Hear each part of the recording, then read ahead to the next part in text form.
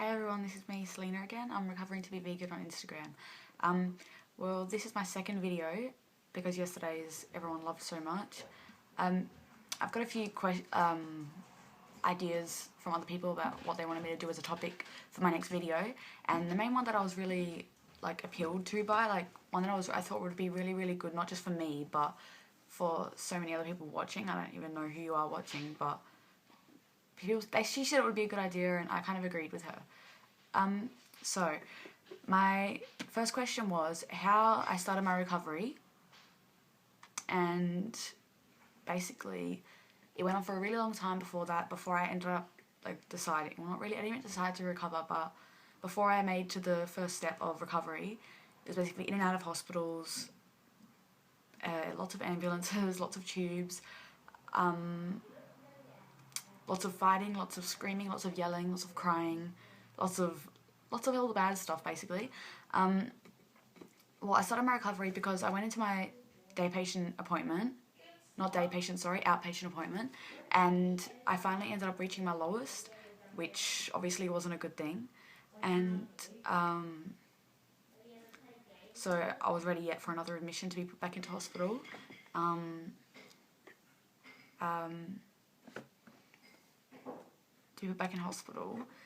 And basically security was ready, a bed was ready, everything was ready except me. So basically 6 hours later, blah blah blah blah blah, so much talking, all the crying, everything, all that again.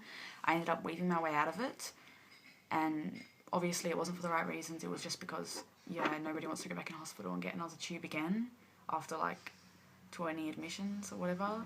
And before anyone asks, I'm not going to say any of my lowest weights. You know what's in my Instagram, but I'm not going to go into details of what my lowest heart rate was, what all this was, what all that was, because most of the time it just ends up being a competition, even though Sophie Keep Smiling said, everyone just competes about everything. That's why they have their admissions and their lowest weights. And I guess my lowest weight as factual evidence is the only thing I have really that tells me that, okay, you were sick enough, Selena, even though I still don't believe it as much. But anyway, back to the questions. First I'm going to say who they're by, actually. Jess Can Recover actually suggested these questions.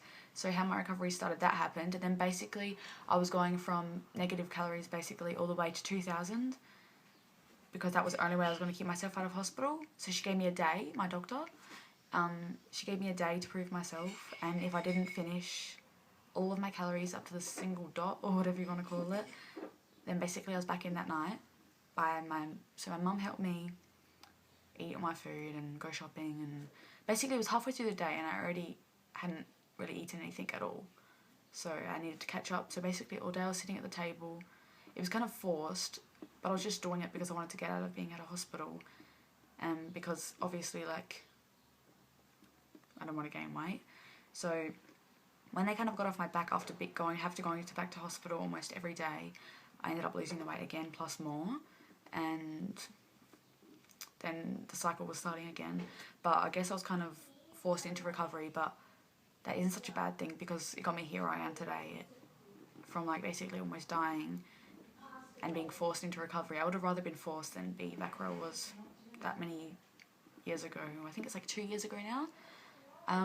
So it was kind of forced, and I had 2,000 calories, and each time I got weighed, when I would lose, we'd have to up it more and more and more until this is me like I am now.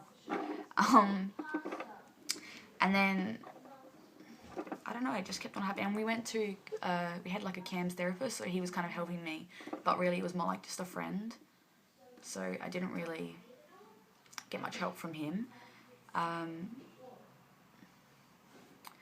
The thing that made me realise I need to recover, which is something I didn't realise as long ago as when I first started recovering, basically in the last 6 months, made me realise why I need to recover. And like I said in my previous video, for my sister, for this, for veganism, so much, all that. But basically I was dying, even if I don't agree with it. Nobody wastes a hospital bed over 20 times just for a child that we want to say, oh yep, she's dying, we're just going to put her in here because we want her to think that she's dying, but she's actually not, and she's actually not that sick.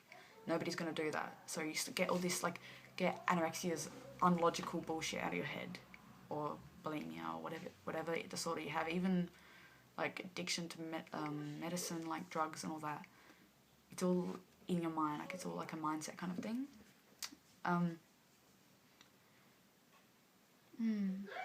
There's not really much else that made me realise that I needed recovery.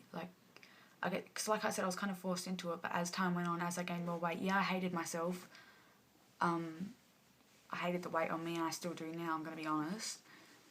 But what are you going to do? You got to do what you got to do. And yeah, I say, oh yes, when I'm 18 I'm going to relapse, and that's still in my mind, but I'm hoping by then I can, like, put my ass into gear and not want to do that by then. That's just a hope, but hope's a big word. But that's what you got to keep in recovery. You got to keep hope that things will get better. And 2 years I'm still standing here waiting for hope.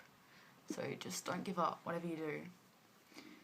Just one thing, if you're ever like stuck in between, because I know I've been in that for a while, and I kind of still am now, stuck in between whether you want to get better or you don't want to get better, just go for it, because there's never going to be a right time. You're never going to be skinny enough, like I said in the first video. Nothing's ever going to just fall into your lap in the perfect little thing. Like Sophie, like Sophie Keeps Smiling said on one of her posts, she said, there's never going to be someone to come and wrap you up in a blanket and put you in a little cute recovery bow that's so perfect. Because recovery's hard, it's scary, it's kind of gross at some points. Like I got cankles at one time because of so much fluid retention.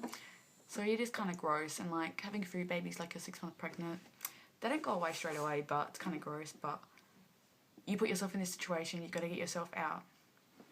And so random, but the other day I was watching this film, it's called Fault in Our Stars, and it wasn't to do with eating disorders at all, if you haven't seen it.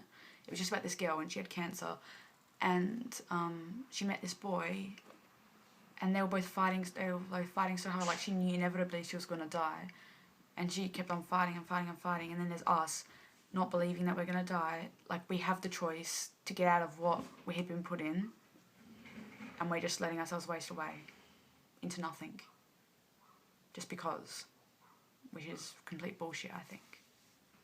But yeah, people are gonna agree with me, other people aren't, and I know this video is not very good as the last one, but I hope that kind of answered the question. And I'm getting really long in this video again. It's like 7 minutes and 50 seconds. So I'm gonna say bye now, and I am going to have this baby. I'm gonna crack this one open, and I'm gonna drink it, and it's gonna be so good. Okay, I'll see you all next time.